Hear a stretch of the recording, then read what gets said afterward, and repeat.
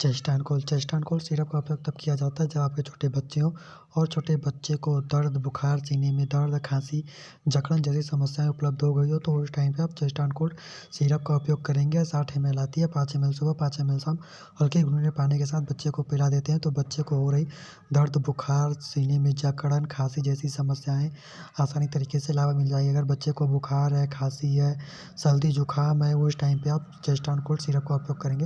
ये आपके बच्चे को दिलाएगा राहत।